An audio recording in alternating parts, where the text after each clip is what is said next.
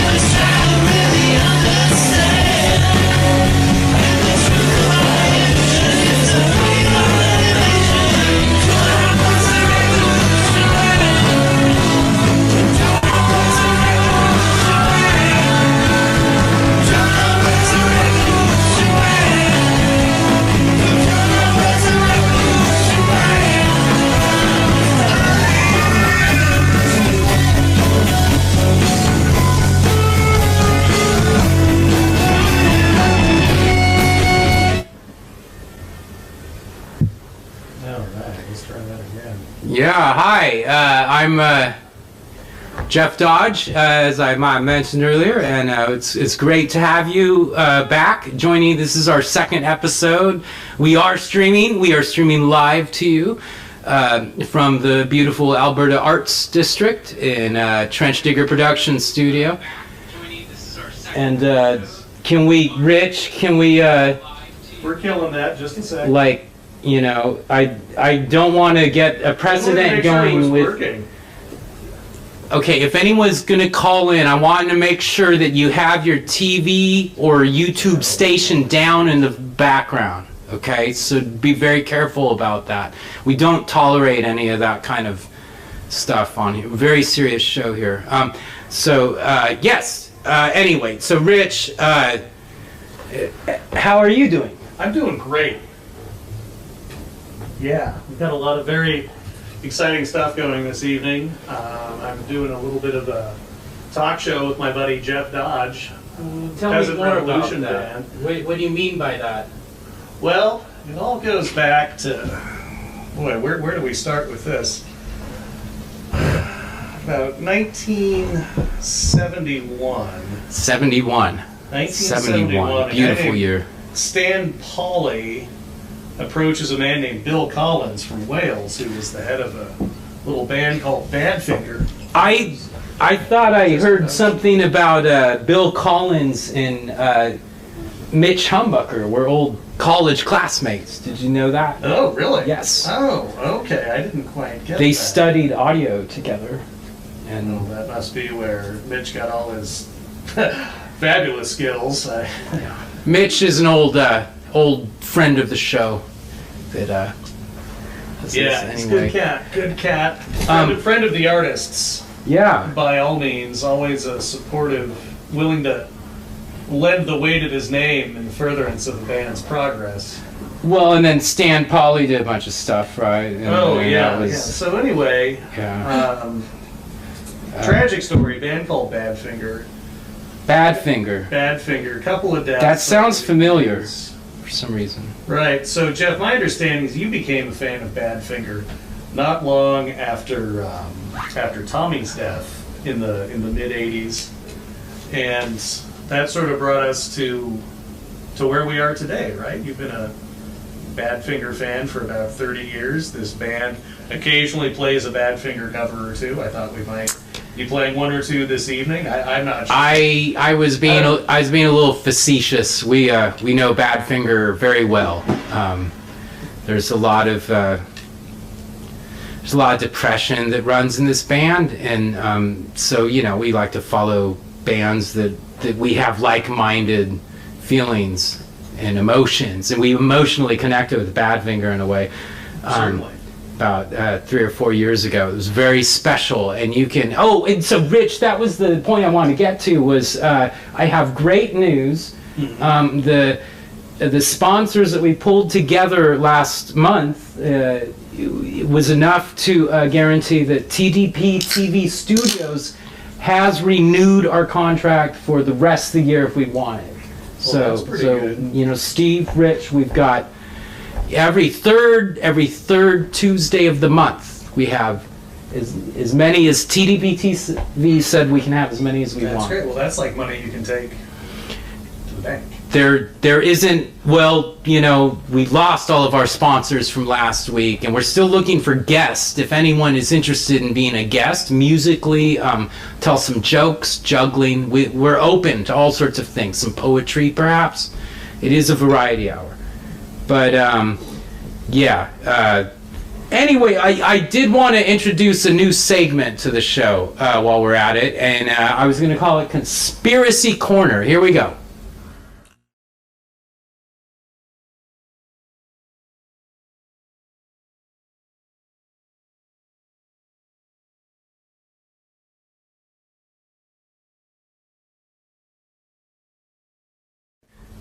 Yeah, I got to get some theme music for that together. Conspiracy Corner. So what I like to do with Conspiracy Corner is we're gonna call people, and we're gonna try and see what their favorite conspiracy is. Certainly. And right now I have a friend of ours that is. This is Nad from Los Angeles. We're going to see if we can get Nad on the phone. You should see the Stones' eye.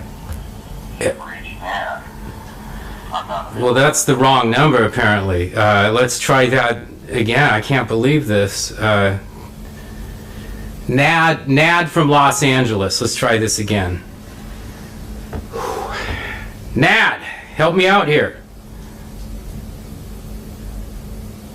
All right, it is ringing. It is ringing. Let me try this. That's great news.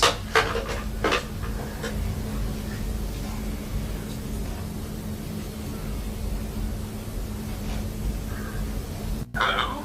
Nad? Is this Nad from Los Angeles? This is Nad from Los Angeles calling. Nad, it's good to hear. That round? What? You need to back away from your YouTube set. I can't hear you. I gotta turn up the louder volume on the set because I can't hear you. Oh, look, we have a comment from Rich Reese has commented on our streamcast. I don't have time for this. What? Nad, No. Nad, Yeah. what is the temperature in Los Angeles right now? It's very hot right now. In fact, I had to take out the old broomstick and chase out them critters because they were really trying to punch it up over here. What kind of critters? And we got the alligators and stuff. In Los Angeles. Yeah, well, not really. Actually, they're more like deformed frogs from the. Well, they just shut down the reactor recently over at Yes. Bellingham. So Yes. yes. That's very interesting. It's very interesting. And what kind of? Did you have any fruit for breakfast this morning? I have an entire fruit cup and it's full of lime. And yes. it's keeping it nice and Good, fresh. good. Since this morning. Very good. So. Okay. Well, thank you. That's Nad in Los Angeles, and we're gonna get on And oh my goodness, it's 9:15. We got to pay some bills already. Nad, we might check in with you a little bit later on the program. All right? That sounds wonderful. Okay. I would like to make a pledge of $150. No, this is not that kind of a show. You don't have to pledge anything. Okay. We're calling you. Called you. I'll take the mug set for the. No, mugs. we're not doing that today. Okay. Okay then.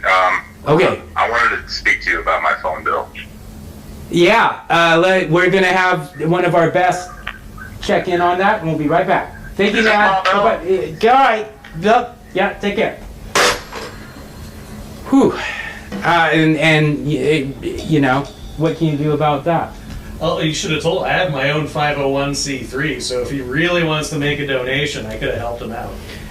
That's not a bad idea. Is a donation page, but peasantry and all. I feel uncomfortable about that. By Nick Carraway's notion that he would start a. What was it? He would start a charity for the children of the wealthy. Oh, really? Because, That's a good idea. Yeah. Because Leave it to you know, Fitzgerald, right? no one is thinking they care. Well, You have kind of a tough row. okay. Well, let's pay some bills, and we will come back to Conspiracy Corner in a minute, because I still haven't offered my conspiracy yet. All right, I got one too. All right. Well, let's do that. We'll be back in a minute. Peasant Revolution Variety Hour. Thank you.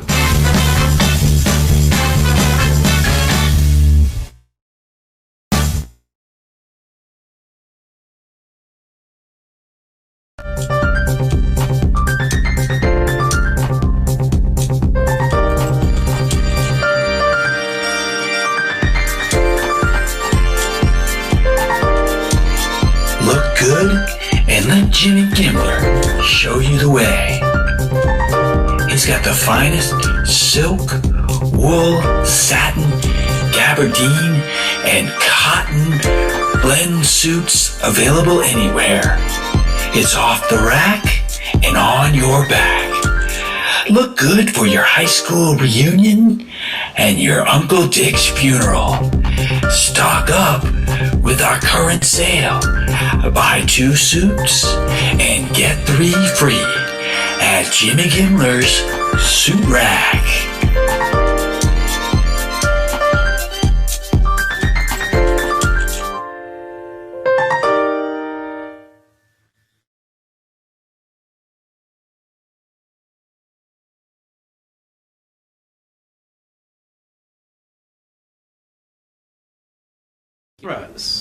Yeah, and we're back.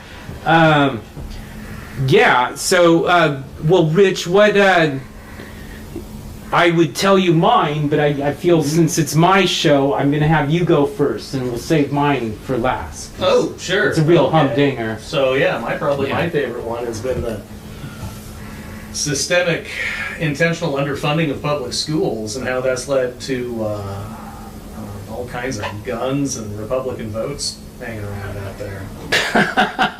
And a pretty strong anti-union sentiment as well. You're so funny, Rich. It's like the government doesn't want to help the people or something. I mean, it's like, it's so silly. Yeah. So silly. Prop 13 in California, Measure 5 in Oregon. It started on the charter schools. We talked about this the last episode. You use all this fancy talk and verbiage, but, you know. Well, it's better than when you called it verbiage, because that kind of hurt my feelings. Well, I get into this with Phil too. Is it flutist or flautist? I don't know. He sure flouts it. That's what I think. Yeah. A magnificent flouter. Love Phil. He's a mother flautist. Yeah, he takes that flute and he flouts it all all over the place. Flout. Anyway, well, now was there more to your conspiracy theory, or is that it? No, the government's bad. That was pretty much it. Well, no, it's not that the government's bad. It's that people get convinced that it's in their best interest to keep some pennies out of their income versus having a well-educated population, and then you get things like some of the ridiculous stuff that we have now, whether it was like Prop 8 in California. But do you remember when you could get a Tootsie Roll for 3 pennies? Do you remember the power of that? The American dollar? Good. You get a 3-cent Tootsie Roll. Right, but what was the median wage at the time? Well, you're getting me into the Tootsie Roll pop conspiracy. Okay. Sorry about that. I don't, but that's not the one I'm here to talk about. Okay, well, how about the proportion of wages to housing costs at the time? I mean, that was substantially different. Well, You could be knee deep in. we're going to get into that, Rich. Minimum wage. That's another segment I want to bring up in the politics You could thing. be There's like some guest appearances we have tonight from our political world. Okay, like a janitor in the adult industry, and like you could have your own home and Tootsie Pops, and kids would be wealthy. Anyways, okay. So again, my wrap up for Conspiracy Corner. My wrap up ultimate conspiracy here is something I've been working a long time on.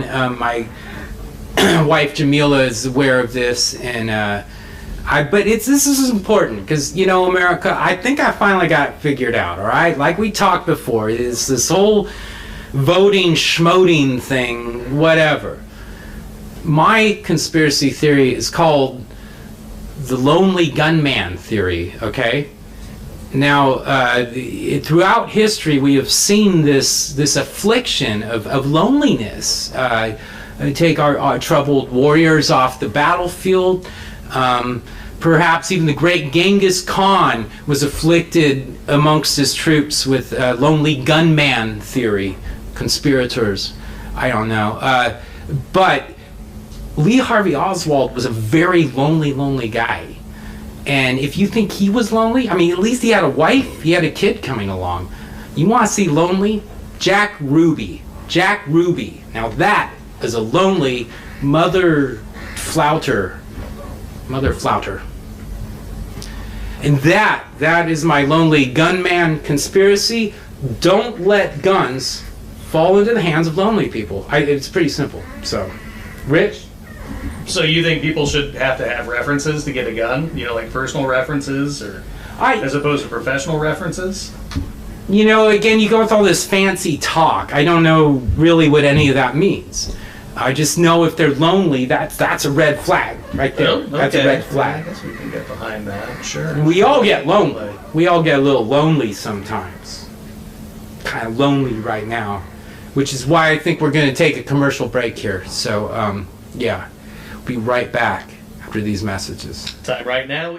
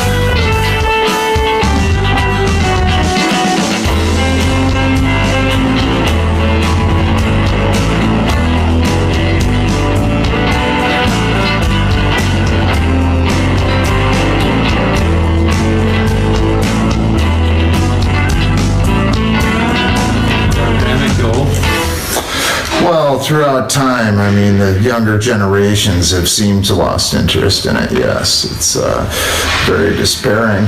It's kind of like jazz. It's slowly dying off. What kind of jazz would you compare you're into? Dr. Scott, do you concur? Absolutely. I agree with everything that you said.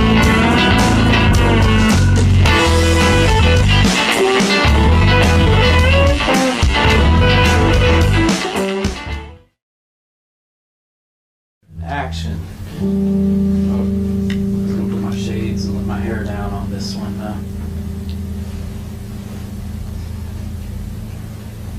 Yeah, man. This is a little number written for my sisters. It's called Golden Boy. Goes a little something like this.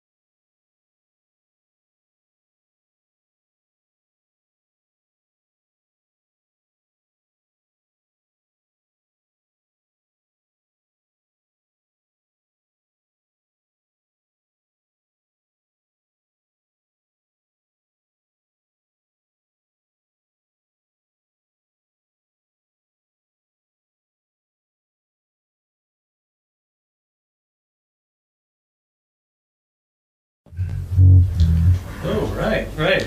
Cool. That was fun. That's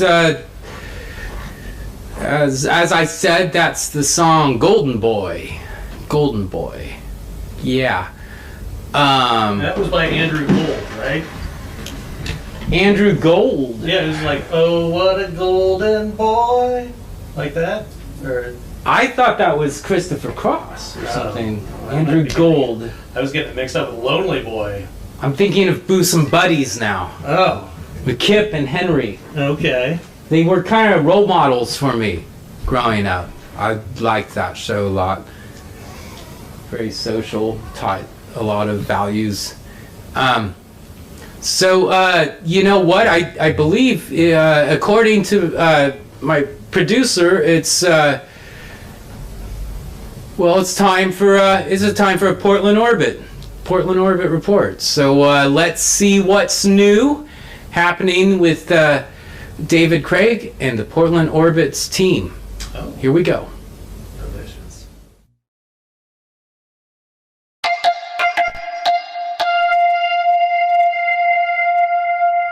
An accidental homage to abstract expressionist Mark Rothko is created every time someone decides to cover up graffiti with a block of paint. The effect created by mismatched colors vaguely resembles the color field paintings Rothko was famous for. This graffiti cover-up technique is fitting in Portland because Rothko spent his school-age years in the area. These blotches don't measure up to the abstract expressionism work of Rothko, but they could be considered elementary renditions if a bit of imagination were employed. This coincidental connection is a way of honoring the man that Portland needs to claim as a favorite son.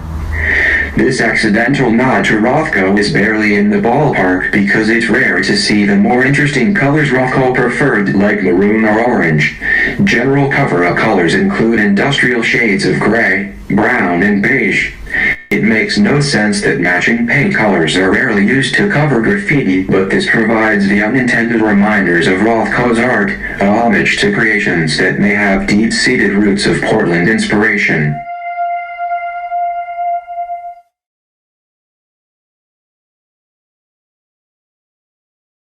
I'm ready. Yeah. Well, thanks, David. That was a great report. And now we're going to introduce, or I should say, reintroduce one of our most popular segments. Rich, from the last episode was our ability to track down local politicians. So we're going to do a political segment once again. We tried to contact Debbie Wasserman Schultz again. She's unavailable. Right. I guess things have changed. Yeah. Sounds like she's out of a job. But fear not. Because I understand we've got a heck of a competent individual coming in to replace her. From the north. A guy named Corey Lewandowski. Is that correct? Well, that is correct, Rich. And we do have Corey Lewandowski ready. I believe he's in our studios. If we can, David, I don't know if you're ready to get the shot of Corey. He's somewhere in here. Corey, can you hear me? Are you ready to do this? Okay, and You can use my mic if you all right, here we go. Oh, yeah. Fresh off the campaign trail, Donald Trump's good friend Corey Lewandowski, yeah!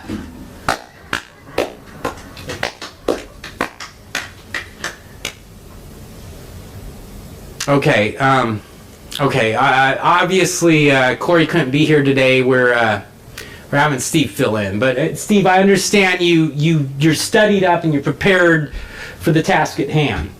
Yes, indeed. Okay, cool. Yes, indeed. Okay, so Corey, there's so much that people have been asking about, like with your strategies, the way you energize crowds, the way you handle crowds and address them and touch them, and you're very touching to them. I have a real big question. I don't know if you get this very often. My main question was, how does the Trumpster get so much radiancy out of his hair color?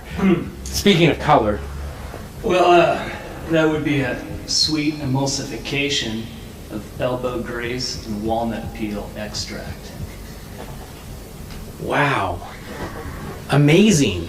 Indeed. Well, because I just have these terrible split ends right now. And I wonder if that emulsion of the walnut extract would like do something for me. Amazing. Well, anyway, I understand it's fairly supple and nutty. Anyway, folks, moving right along here. oh yeah, well, I meant to mention this because, everybody out there is saying what a racist this Donald Trump guy is. And frankly, I just don't see it, I mean, Jamila and I watch The Apprentice a lot, okay? And then she quit watching it, and I would have to watch it by myself. But Donald would fire people of all colors. Black, Latino, Asian, and white people. A lot of white people got fired on The Apprentice. I think it's important to make out. Well, at the same... Fired! There's nothing funny about that. I mean, first of all, that show ruined one of my favorite songs for me. But have you ever thought, isn't it mostly white people who are participants on that show? I don't know. I guess I looked as more like an orange thing. You always focused on the hair. It's beautiful hair. Yes. If I could, it's because I'm like as I get older, it's like drying out. It's like, I don't know. You'll notice when he came to Portland, he didnidn't go to the coast. He didn't go up the gorge. Is it the moisture? It's the moisture of our feeble society here in the Willamette Valley. Both of those regions would loosen the adhesive and just rip that rug right off. It does that to my sinuses too. Well, anyway, Story for another time. I was thinking, yeah, probably is. Let's take a look at another Portland Orbit report.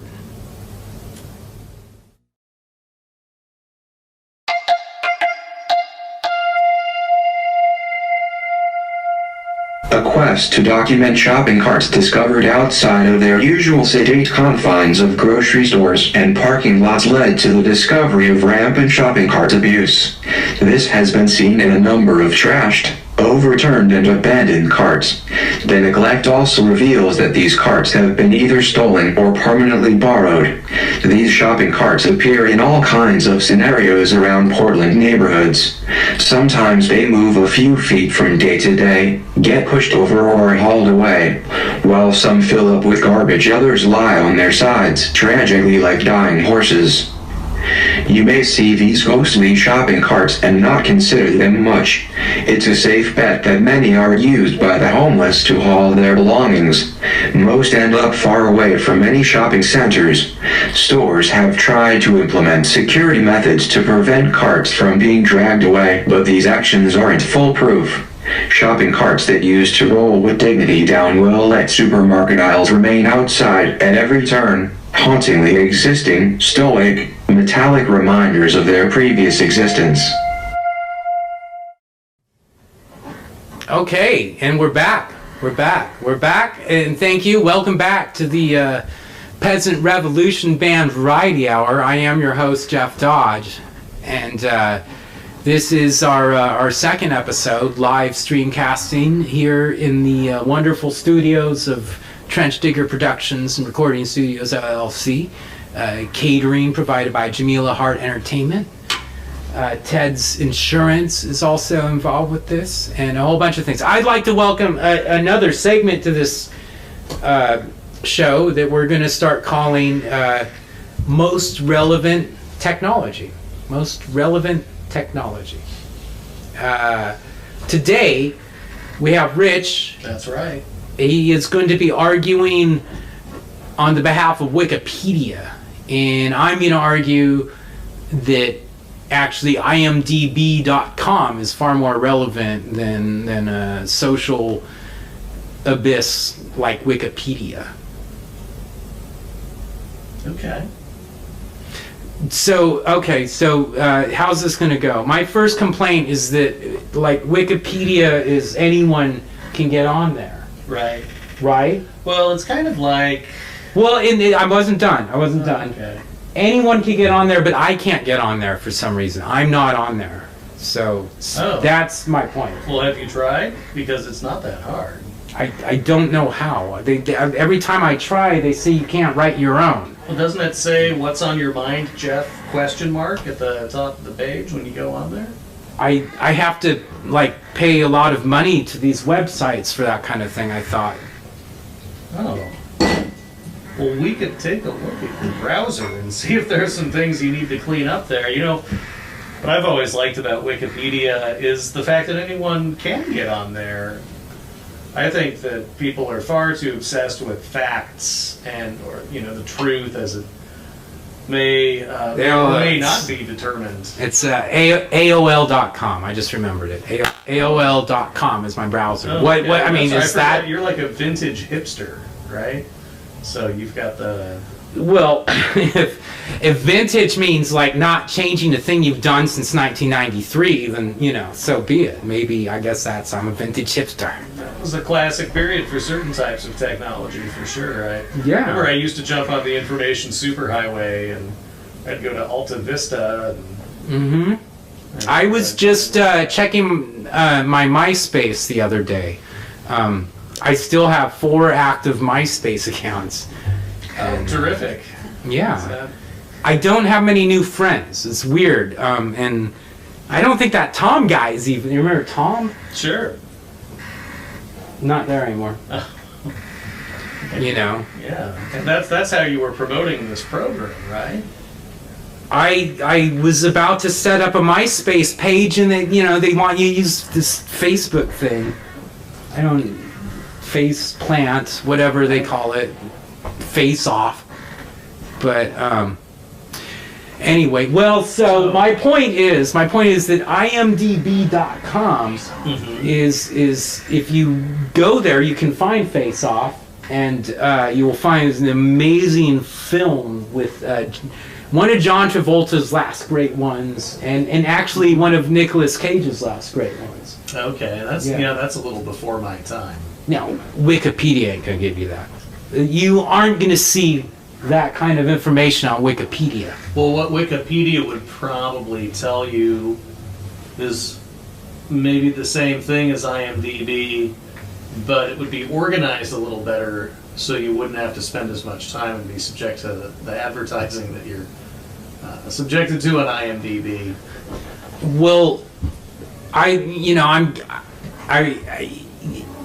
understand what you're saying, but I usually have to sit through a couple about 10-minute segments on the AOL side of advertising before I get to the IMDb advertising. So it's like, then I'm pretty used to the advertising. I see a few things over and over, and then you accidentally hit the refresh button and it starts all over. So I've waited a long time to see some amazing stuff on imdb.com, which I am on. I am on there. I'm not on Wikipedia by imdb.com. Jeff Dodge, number 312. Well, there's a lot of Jeff Dodges out there. So 312. Well, that sounds wholly reasonable to me. I thought it was a good number. It's where I landed. So by the time I got there, I was 312. Yeah. So. So which number Jeff Dodge are you on AOL? Is that like? I didn't have to do a number. I didn't have to do a you've been number. around for a while. Yeah. Okay, well, that's pretty good. Yeah. I've tried to get Jamila on AOL, but she just rolls her eyes at me and won't have anything to do with it. But I swear she could get a good name with that. And probably no number too. Yeah. Like right now, you can get a name there with no number. And only for like $10 a month, right? I mean, what? Yeah. Yeah. Well, I think we're gonna maybe try and check back in with Nad in Los Angeles. Capital idea. We might come back to a song. I don't. It's crazy. We're gonna pay some bills.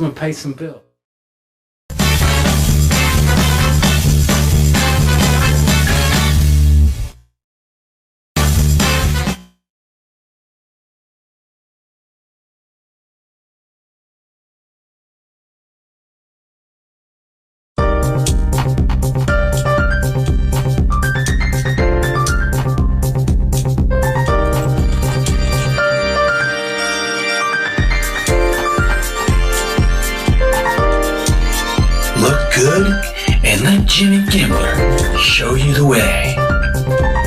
He's got the finest silk, wool, satin, gabardine, and cotton blend suits available anywhere.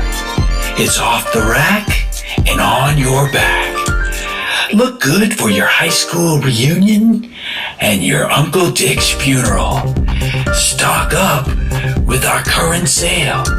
Buy 2 suits and get 3 free at Jimmy Gimbler's Suit Rack.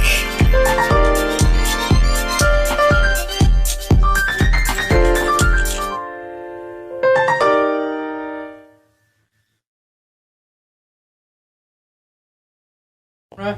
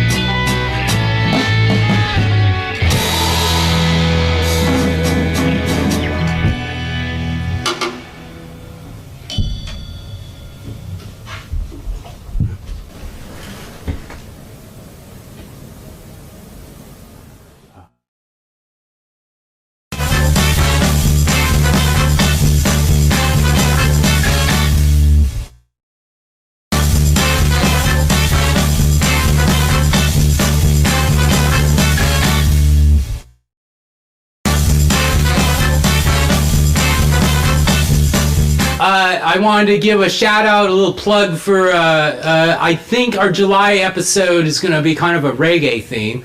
And one of the Trench Digger regulars, Jaga Culture, will hopefully, we're going to try and arrange to have him in the studio. Perhaps some stories about what it was like. I have some friends that actually went on tour with Toots and the Maytals, and we might talk to them a little bit about that way back a few years ago. Anyway, Jaga Culture is a great video that we worked on together.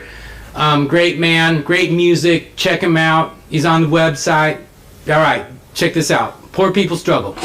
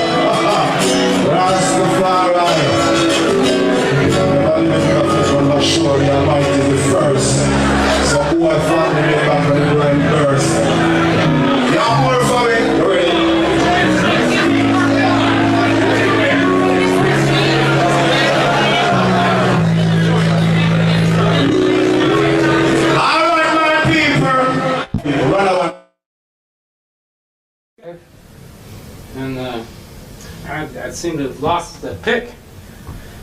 Oh. I'm glad. David, are we live yet? Oh, Jesus. We are. Okay, time to pick. Oh my God. There's another pick? Okay, we got to pick. We're cool. Oh, honey, you're here.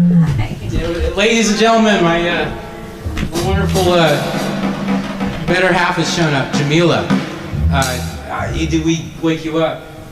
No, but I do need to go to work tomorrow. Okay, well, and let me just finish thanking our sponsors. As always, Urinal Hunters. We have a new business suit sponsor, the Portland Orbit. we love you, Portland. We Portlandia, Mayor Hales, the Mercury and Willamette Week. Thank you for not including what? Say goodnight, Jeff. Good night, Jeff.